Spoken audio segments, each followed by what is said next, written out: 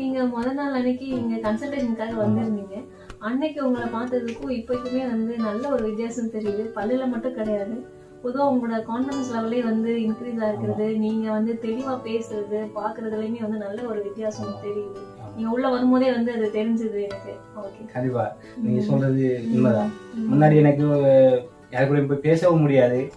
அவங்கள பேசினா என்ன நினைப்பாங்களோ, அது அந்த பல்லு வந்து ஆக்சிடென்ட்ல எனக்கு பல்ல எடுத்துட்டாங்க. அப்ப அதுக்கப்புறம் எனக்கு எதுவுமே பேச முடியல. இப்ப என்னால சரியா பேச முடியும், சரியா சிரிக்க முடியும். ஒரு வயசுக்குள்ளேயே அவங்களும் வந்து இந்த சின்ன வயசுல நம்ம எல்லா பல்லுமே எடுக்கணுமா அப்படின்னு நினைச்சிட்டு சிகிச்சையை தள்ளி போட்டுக்கிட்டே இருக்காங்க. ஆனா தள்ளி போடும்போது நமக்கு எலும்பு வந்து இன்னும் தான் கரையுது.